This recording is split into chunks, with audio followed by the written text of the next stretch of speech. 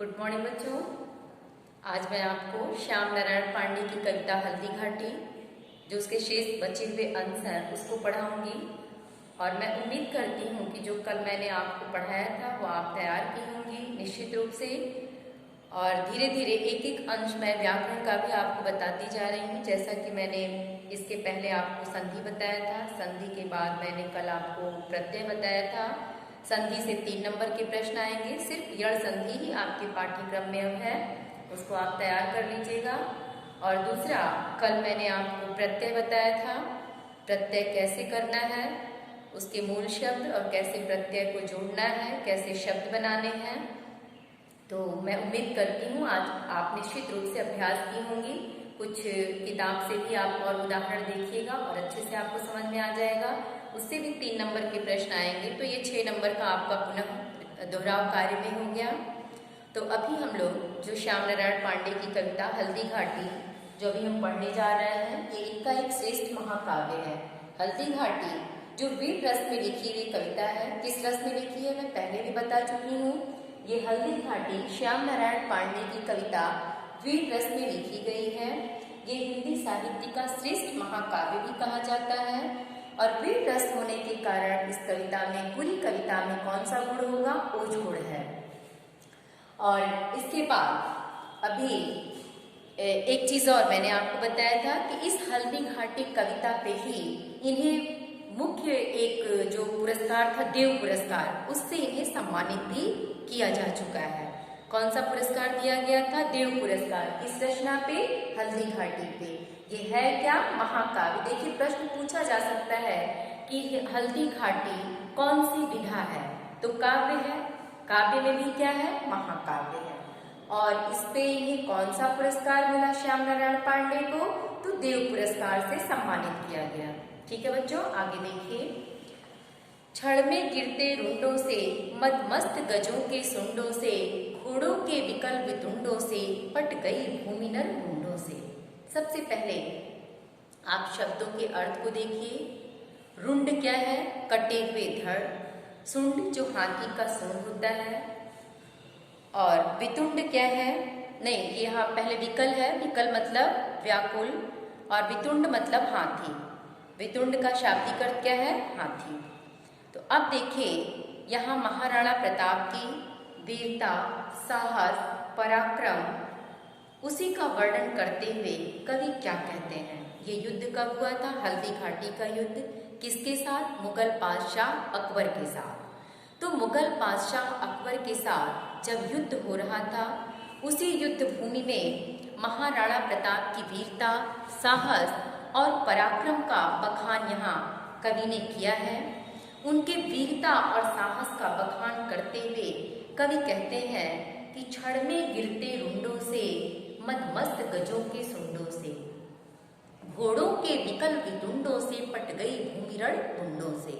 यह आक्रमण कौन कर रहा था? मुगल बादशाह अकबर के साथ महाराणा प्रताप। महाराणा प्रताप राजपूत राजा थे।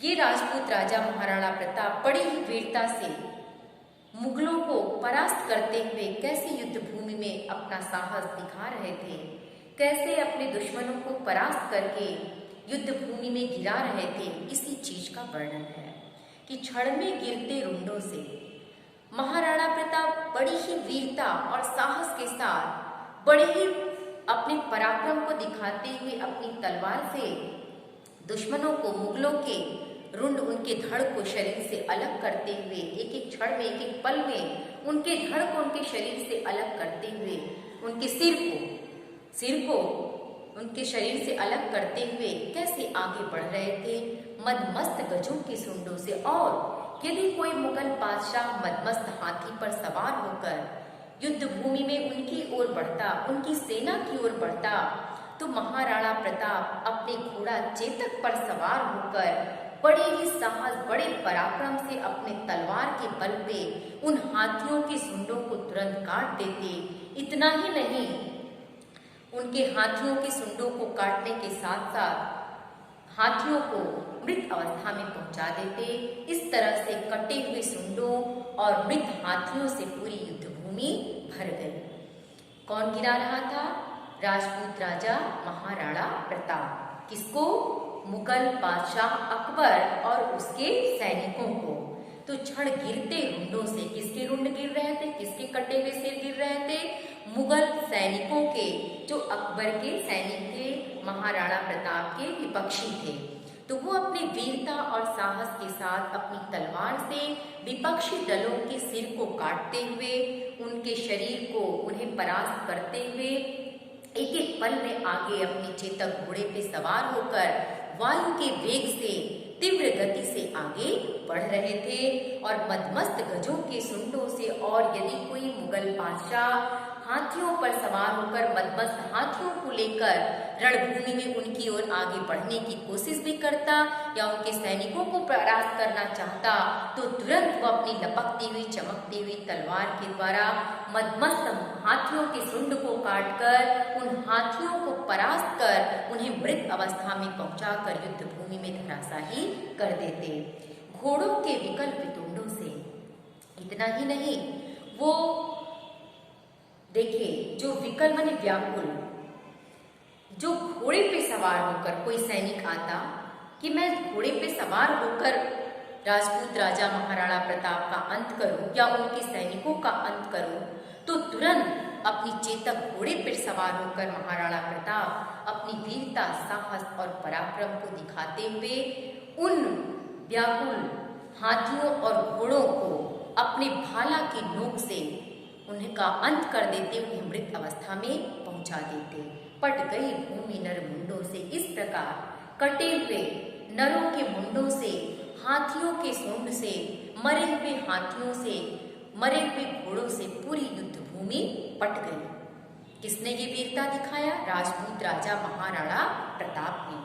महाराणा प्रताप ने अपने शौर्य, पराक्रम, वीरता और साहस के साथ मुगल बादशाह अकबर के सैनिकों को बुरी तरह से परास्त करते हुए उनके अस्त्र सैनिकों को, हाथी के सैनिकों को और जो भूमि में युद्ध कर रहे थे सबको तीव्र गति से, वेग के साथ अपनी तलवार और भाले के द्वारा परास्त करते हुए, उनके धड़ को काटते हुए, उनके हाथियों की सूंड को काटते हुए उन्हें मृत अवस्था में गिराते हुए पूरी युद्ध भूमि को पाट दिया।